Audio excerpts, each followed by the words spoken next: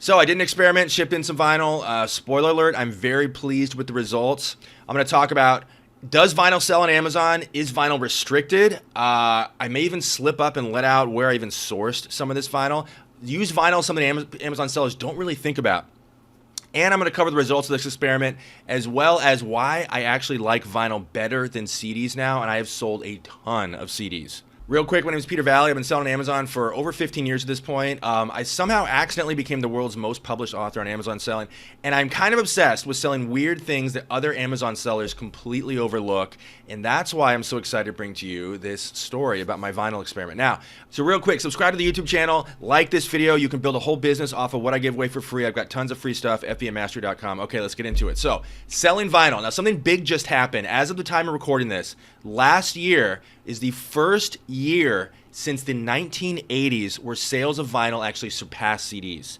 Now, this is going to blow the minds of a lot of people that really aren't music buyers, aren't really in touch with what's going on. So this makes vinyl the best-selling physical musical format. A lot of people have no idea this vinyl resurgence is underway. But the bottom line is vinyl is back. It is not a fad. People have been saying it's a fad going back since vinyl sales started to rise like 10, 12 years ago, and it just keeps going up every single year. So vinyl is back. No one's saying it's a fad anymore. Here's the experiment I just did. It's a little experiment. This is not some grand experiment. I didn't go buy a record store and then track the results. 15 records. I'm just dipping my toes back in the water. It's not the first time I sold vinyl on Amazon, but it's the first time in a long time. So what happened was I bought a few records I knew I could resell, and they didn't fit in the box. My next shipment, they didn't fit. Vinyl was weird. It's 12 inches. It didn't fit into the box of the books I was shipping in, so I set them aside. They never fit in any of the shipments, and then at some point, I accumulated enough vinyl that I was like, you know, I should just hold off till I get to a nice round number. So I decided to wait until I had 15 records, shipped them in. I want to track the results.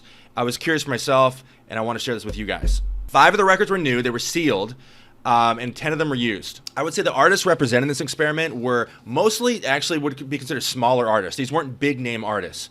So that contributed to my surprise at the outcome of this experiment. So where did I find these records? All over the place, right? I mean, various secondhand discount stores, Urban Outfitters, discount vinyl crate, anyone? Ooh, I should not have said that. Ooh, I should not have let that out. Okay, so anyway, point is, a lot of places. Okay, so you might be wondering, is vinyl restricted? Actually, I didn't know. I had no idea. Restrictions are so insane on Amazon, right? You talk to 20 sellers about what they're allowed to sell, and you get 20 different answers, and it becomes so confusing. And restrictions come and go. I remember about 3 years ago, I shipped in 400 CDs. And they were approved as of the time I shipped them in. Amazon decided, actually, no, made me ship like 350 of them back. And then recently I went and shipped them back in 3 years later after nothing's changed as far as I can tell. And I was allowed to sell almost all of them. Totally insane. Doesn't make any sense. Restrictions are totally weird. So I was very concerned when I shipped this shipment in, like, am I even allowed to sell these? Is Amazon just going to reject them once they hit the warehouse? They only restricted 1 record.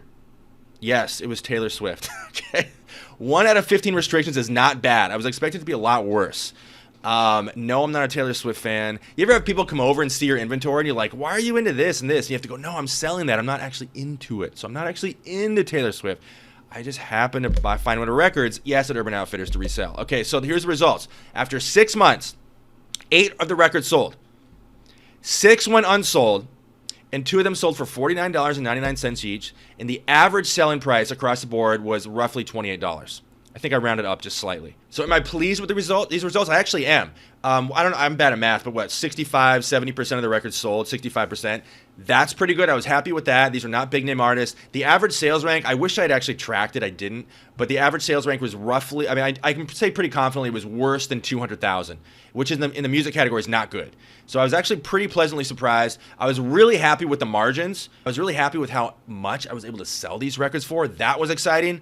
And the 6 that went unsold, I think maybe I was a little bit too aggressive with my pricing in terms of pricing a little bit too high. Could have done things better. Probably could have. In fact, almost definitely could have sold them all if I had handled pricing differently. So all in all, I consider this experiment a big success. So here are my takeaways. Remember I said 5 of the records were in new condition. They were totally sealed. Well, guess what? All 5 of those sold. Of the 8 that sold, 5 of them were the sealed records. So that indicates, and this is a very small data set, so we can't draw any conclusions here, a slight preference, a slight probability that buyers on Amazon prefer new condition vinyl, which makes sense, right? You buy a used condition book, there's no consequences. Used condition book performs the same as a new condition book. Whereas with vinyl, used vinyl, if it's got scratch, it dramatically impacts quality of the product, right? So it makes sense that buyers might prefer new vinyl slightly. And I was able to get some pretty crazy prices. The 2 records that sold for $49.99. Those were new condition sealed records. Niche artists sold best. Go figure. I don't really know. Maybe that's because there was no CD alternative, even though vinyl's selling more than CDs now. So I don't really know. It doesn't make any sense to me. But the records I was like, oh, I doubt this will sell, like the smaller artists, ended up, I think all of those sold. I think what was left over was either mostly or entirely some of the bigger name artists from the collection. So I have no explanation there. Number 3, the takeaway is just like, yeah, you can actually sell vinyl on Amazon, right? Most people consider vinyl to be like a collectible eBay type product. And even though you might know on some factual level, like, yeah, you maybe can sell vinyl on Amazon, which you can sell almost anything on Amazon. Most sellers, resellers tend to just kind of, oh, that's like an eBay thing. That's a collectible thing.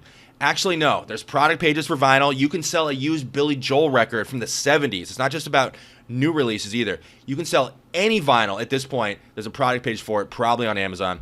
And so just the idea that you can resell vinyl profitably is pretty huge.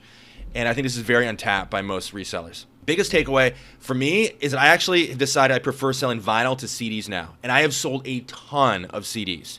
So I get higher average selling price. There seems to be more demand, well, as indicated by the stats I gave you earlier. And I now prefer selling vinyl to CDs. You can't find, vinyl is not as abundant in terms of the vinyl that's actually profitable resell. So it's definitely a big downside in that regard.